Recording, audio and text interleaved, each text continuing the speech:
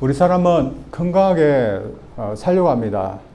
그래, 건강을 유지하기 위해서 해로운 음식 그런 먹지 않고 좋은 음식을 먹으려고, 또한 우리 몸도 상하게 앉으려고, 다치게 하지 않으려고 위험한 행동은 또한 하지 않으려고 노력합니다. 저들 해로운 음식을 먹지 않으려고 하는데, 만약에 우리가 상한 음식을 먹게 된다면 어떻게 될까요? 하와이에 날씨가 더워서 음식을 해놓고 저들이 잊어버리고 냉장고에 두지 않으면 금방 상해버리는데, 만약에 상해 음식을 먹게 되면 몸에 아무런 해가 그래도 없게 될까요? 상한 음식을 먹게 되면 반드시 복통이 나고 설사가 일어나고 또 몸이 해를 받습니다. 근데 정말 먹을 수 없는 그런 해로운, 먹을 수 없는 그런 음식을 잘못해서 먹게 됐다면 더 심한 경우가 일어나게 됩니다. 그래서 목숨을 잃는 경우까지 있는 경우가 있습니다. 또한 몸도 우리가 다치지 않으려고 노력하는데, 그래서 우리가 길을 가거나 할 때 우리가 항상 조심을 하는 겁니다. 그러나 우리가 먹는 것, 또한 우리가 몸을 다치는 것만으로만 우리 몸이 해함을 받는 게 아니라 다른 어떤 것을 통해서 저들이 해를 받는 경우가 있습니다. 그것은 바로 정욕을 우리가 내버려 두었을 때 그 정욕에 의해서 저들이 해를 받게 됩니다. 특별히 오늘 본 말씀은 그 정욕의 음욕이라는 그런 정욕을 우리가 그대로 내버리면 해를 받는다는 것을 저들에게 말씀해 주고 있습니다. 하나님은 저들에게 한 사람의 이성을 허락하셨습니다. 남편과 아내를 허락하셨고, 그래서 평생 머리카락이 파뿌리가 될 정도로 사랑과 의리를 지키면서 살게 되면 건강한 그런 삶을 살 수가 있습니다. 그러나 배우자에게 만족하지 못하고 다른 이성의 마음을 두면서 그 유혹을 참지 못하고 따라간다면 우리 인생 다 망치게 되고 해를 가하게 되게 되는 것입니다. 어떤 남자와 어떤 여자가 카바레에서 만났답니다. 여러분, 카바레가 뭔지 아시죠? 저는 가보지 않았는데 춤추는 곳이라고 합니다. 근데 이 카바레에서 어떤 남자, 여자가 만났습니다. 만난 건 괜찮은데, 근데 문제는 이들이 그곳에서 발전되는 그런 관계를 가졌다는 겁니다. 근데 두 사람 다 어떤 사람들이었을까요? 여자분은 모르지만 남자분은 유부남이었습니다. 아내가 있고 가정에 있는 그런 사람이었습니다. 근데 여자분도 문제가 있었습니다. 이 유부남이라는 것을 알면서도 사귀었습니다. 그리고 사귀면서 자신과 결혼하기를 원해서 계속해서 이혼을 요구했습니다. 처음에는 좋게 마음으로, 그렇게 들뜨는 마음으로 사귀었지만, 그러면 결국은 어떻게 됐을까요?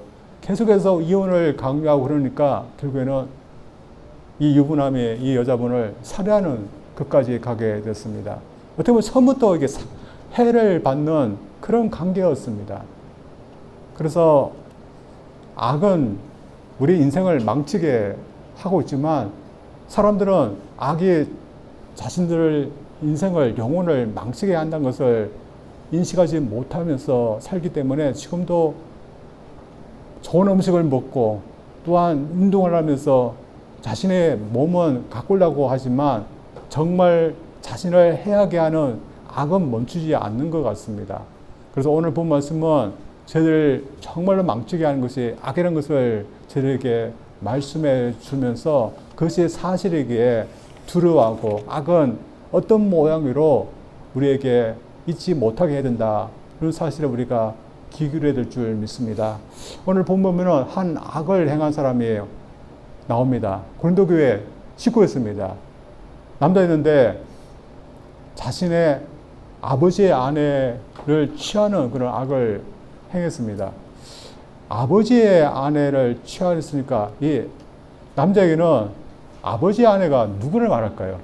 자신의 친한 어머니는 아닐 겁니다. 그렇지. 아버지의 그런 첩이든지 아니면 후처이든지 자신에게는 계모되는 그런 사람일 겁니다.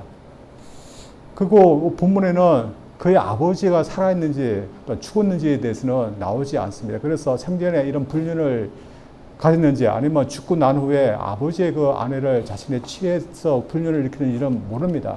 그러나 중요한 것은 과거에 한번 이런 불륜을 일으킨 것이 아니라 지금도 계속해서 이런 불륜 관계를 갖고 있다는 것이었습니다.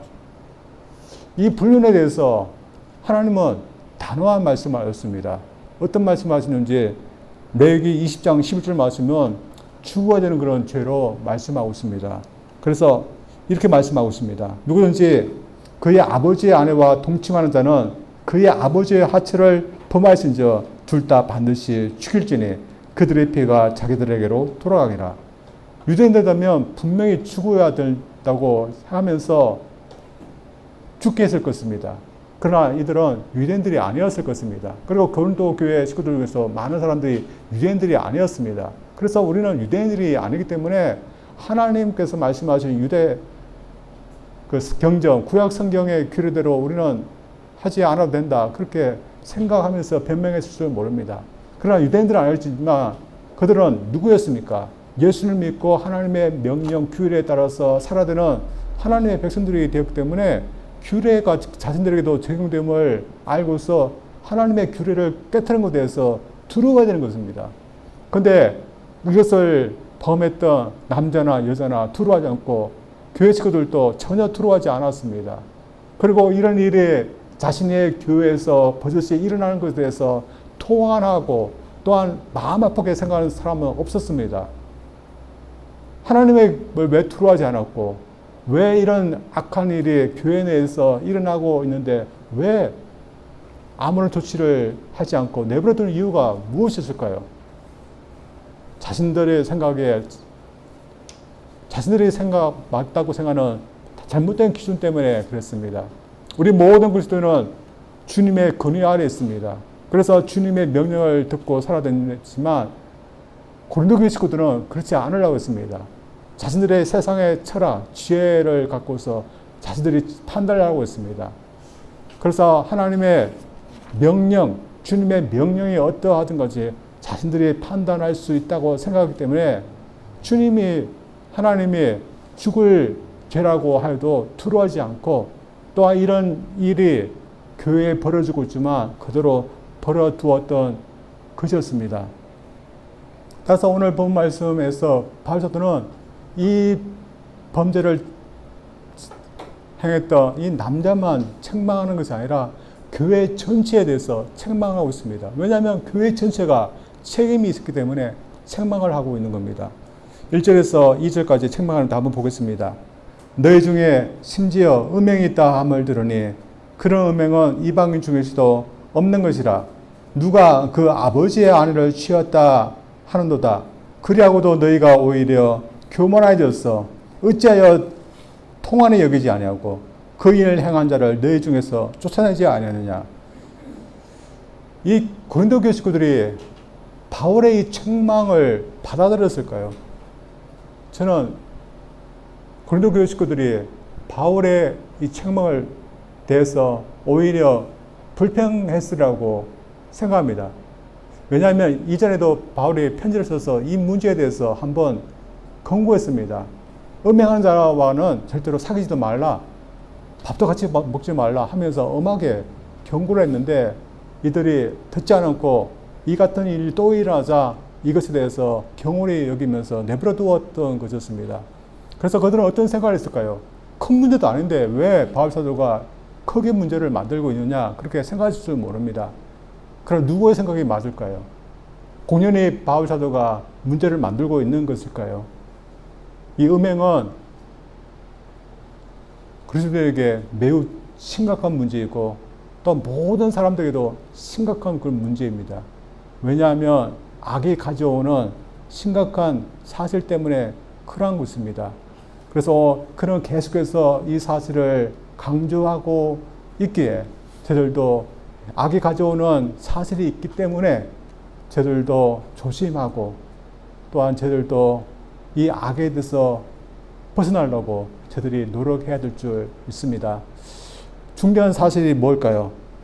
음행과 같은 악은 반드시 우리 영혼까지도 해친다는 것입니다. 본문이 말하듯이 음행을 저지르고 있던 두 사람은 계속해서 이 범죄를 멈추지 않고 계속 저지르고 있었지만 고린도 교회 식구들은 이것을 아무런 제지를 하지 않았습니다. 그래서 이것을 범했던 남자는 교회에도 참석했을 것입니다. 그래서 공동 예배도 참석해서 예배 든다고 같이 앉아 있었고 심지어 상반선도 같이 하였을 것입니다. 그래서 보기에는 아무런 해를 받지 않는 것 같이 보였을 것입니다. 그러나 오늘 본문에 나오지 않지만 성경 말씀은 악을 행하면 반드시 해가 있을 거라고 가르치고 있습니다. 예를 들어서 다윗에 대해서 얘기하고 있습니다. 다윗이 하나님의 은혜를 받은 사람이 아니었습니까? 하나님의 은혜 때문에 그 목동이었다가 장군이 되었다가 나중에는 왕이 되었던 사람이었습니다. 그리고 왕이 되어서도 그는 어느 곳에 가든지 이겨서 국토는 늘어나고 또한 왕위는 튼튼해지고 강한 나라가 되었습니다. 그렇게 영원하고 또한 넘어지지 않을 것 같던 그의 왕이 나라가 한순간에 넘어지게 됐습니다. 무엇 때문에 그랬을까요? 무엇을 하게 했을 때 그랬을까요? 그가 음행을 했을 때 그의 가정, 그의 나라는 무너지기 시작했습니다. 음행은 정말 악독한 면이 있습니다. 한번 피하지 못하면 피할 수 없는 끝까지 가야되지 피할 수 없는 그런 면이 있습니다. 저들 알고 다윗이 악을 저지르지 않았습니까? 그러나 그가 피할 수 없었을까요? 저들 알고 있으니 그가 어느 날 저녁에 궁궐의 지붕에 신하들과 올라가서 산책을 거닐고 있는데 멀리서 물소리가 들렸고 봤더니 누가 있었습니까? 밧세바가 목욕을 하고 있지 않았습니까? 근데 밧세바가 예뻤을 것입니다. 근데 목욕하는 것을 봤을 때 그가 일부러 보지는 않았을 건데 우연히 보게 됐는데 근데 그가 그 순간에 뭘 할 수 있을까요? 피할 수 있었습니다. 아이고 못 볼 것을 봤네 하면서 피하고 다른 곳으로 가면 그걸로 끝납니다. 그러나 그가 피하지 않게 되자 그 음행에부터 그가 벗어나지 못하게 됩니다.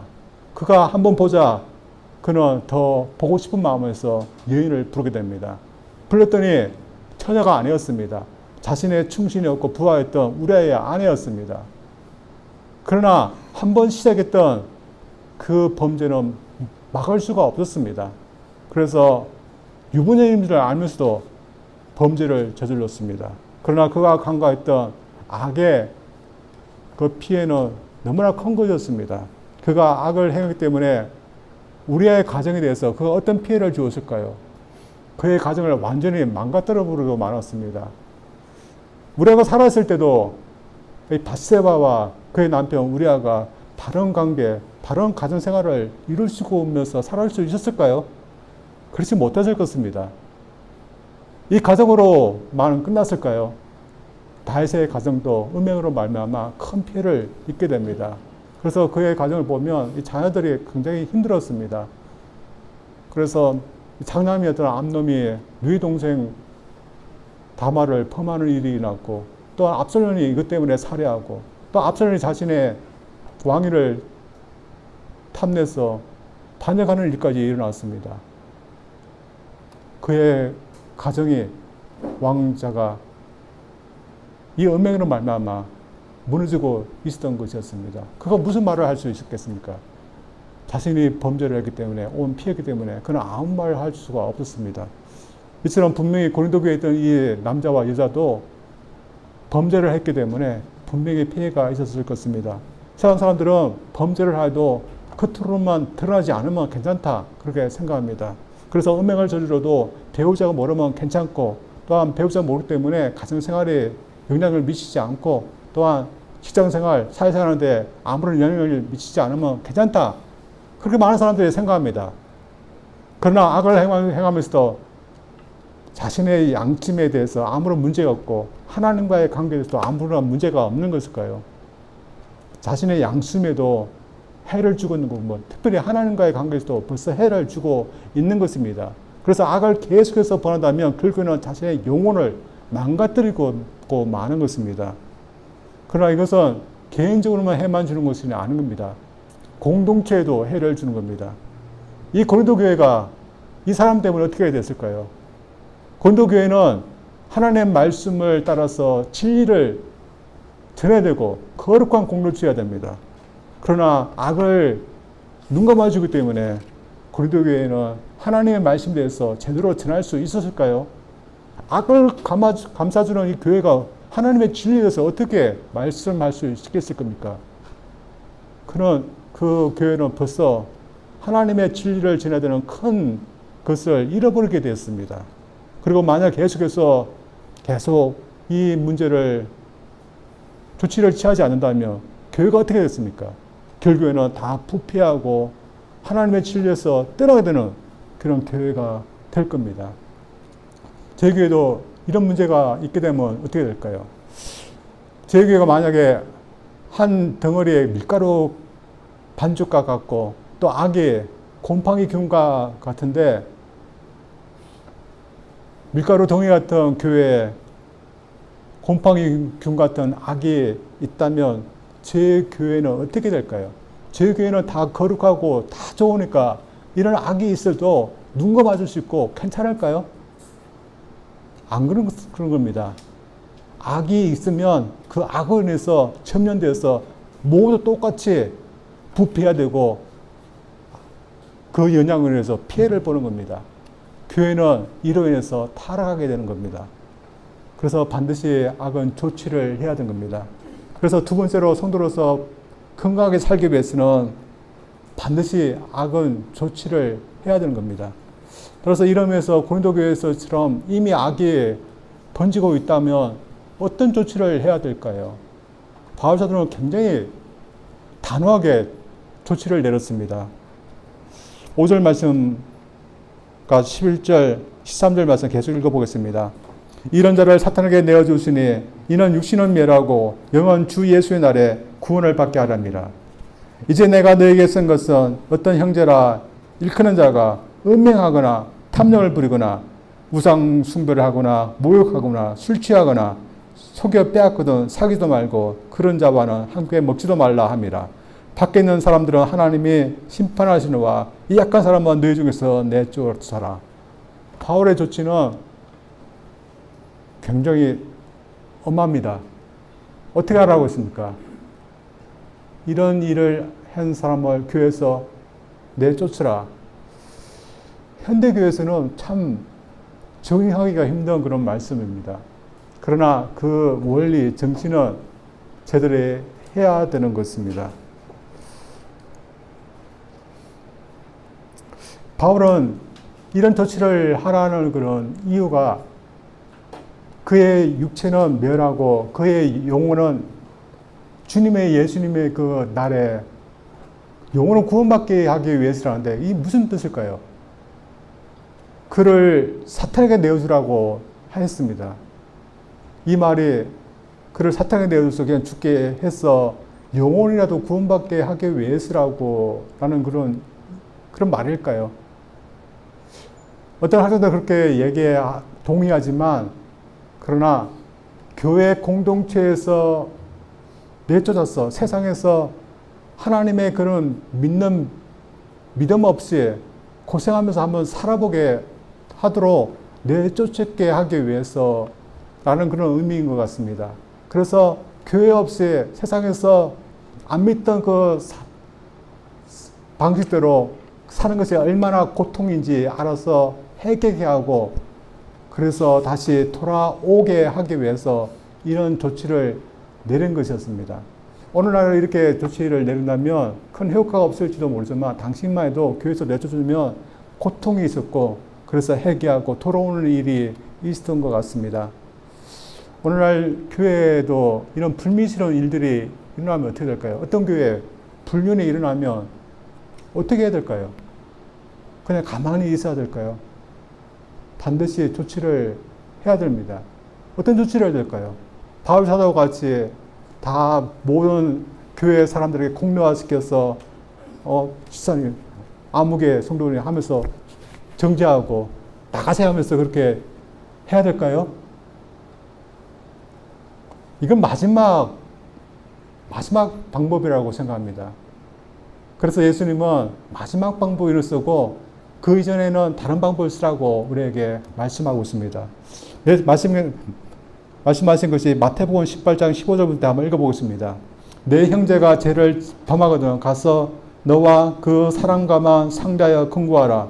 만을 들으면 내가 내 형제를 얻은 것이요 만을 듣지 않거든 한두 사람을 데려와서 두세 증인의 입으로 말마다 확증하게 하라. 만일 그들의 말도 듣지 않거든 교회 말하고 교회 말도 듣지 않거든 이방인과 세례와 같이 여기라. 무슨 말씀입니까? 처음부터 공론화시키지 말라는 겁니다. 만약에 다 공론화시켜서 모든 사람이 다 알고 교회에서 결정해서 한다면 어떻게 될까요?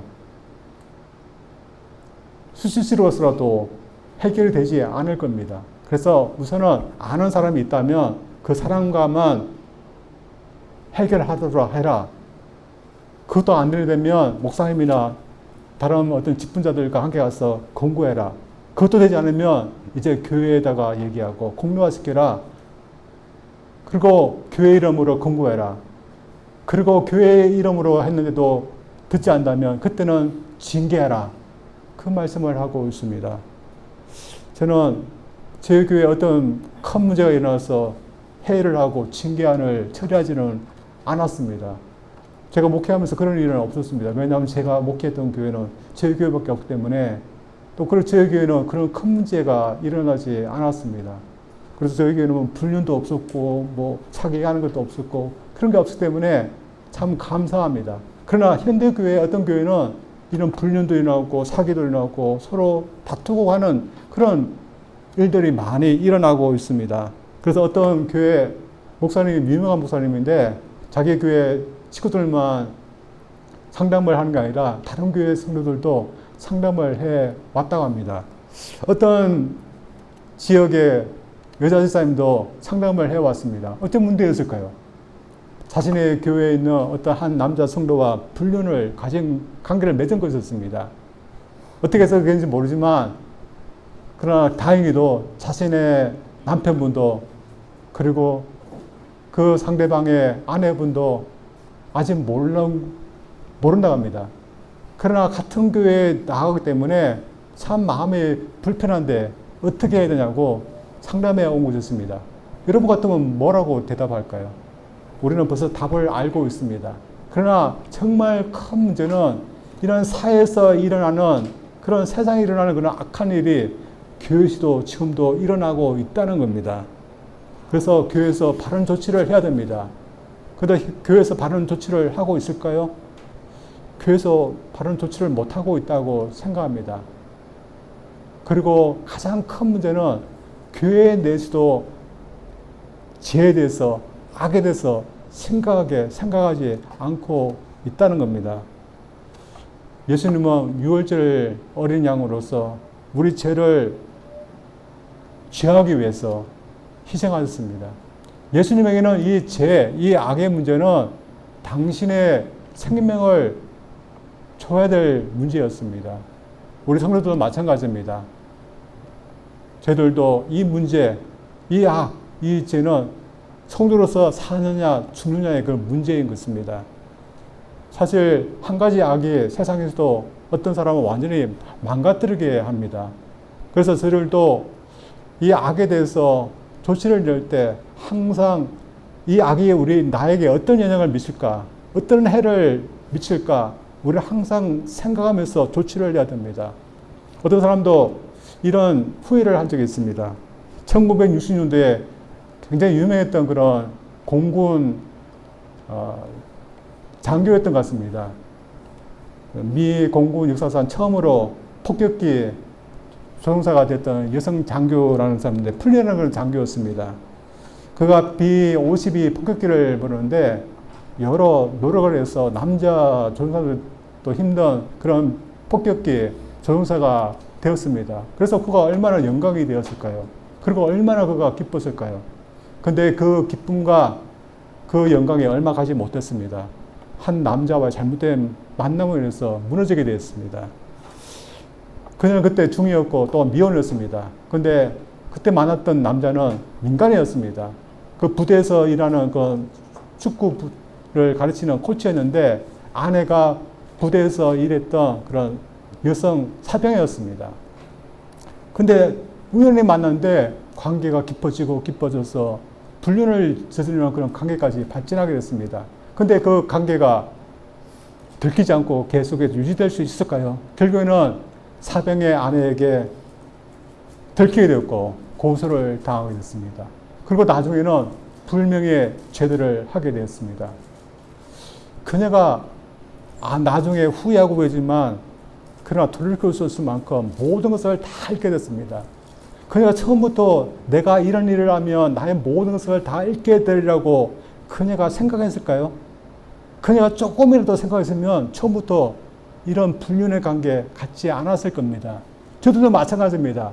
저들의 악을 행하고 또한 죄를 지어야 되면 우리들의 모든 것을 다 잃을 수 있다는 것을 우리가 미리 생각한다면 우리는 하지 않을 겁니다. 그러나 많은 그리스도인들이 그렇게 합니다. 그래서 그것을 잃는 많은 분들이 있습니다. 우리가 알고 있는 목사님 중에도 이런 불륜이기 때문에 목회를 하지 못하고 가정에서 큰 어려움을 당하고 망신을 당하는 그런 경우도 있습니다. 저희들 그리스도인들로서 이런 일을 하면 가정의 위기가 오고 인생의 위기가 옵니다. 그뿐일까요? 예수님께서 우리에게 부여주신 그 좋은 것들을 우리는 잃어버리는 그런 일들이 일어나고 있습니다. 그게 뭘까요? 예수님께서 우리에게 주신 하나님과의 그 바른 관계 때문에 우리에게 주신 기쁨입니다. 또한 성령님의 충만입니다. 또한 구원받은 자로서의 그런 기쁨 가운데 살 수 있는 것입니다. 그러나 한순간 악 때문에 잃어버리는 겁니다. 따라서 저희들이 건강하게 믿음 생활하고 또한 성도로서 살기 위해서는 반드시 우리는 거룩해야 됩니다. 반드시 의로워야 됩니다. 사람과 하나님 앞에 정직하고 부끄러움 없는 그런 삶을 우리가 유지해야 되는 겁니다. 여러분, 저들은 이미 하나님 앞에서 구원받아서 살고 있는 사람들입니다. 저들 다시 세상 사람들처럼 살아려고 그렇게 흉내내지 말아야 됩니다. 대신 저들이 지켜야 될 거 지키기를 원합니다. 그래서 악의 유혹이 있을지라도 죄의 유혹이 있을지라도 여러분, 나는 하나님을 믿는 사람이다. 저들 항상 저들 기억하기를 원합니다.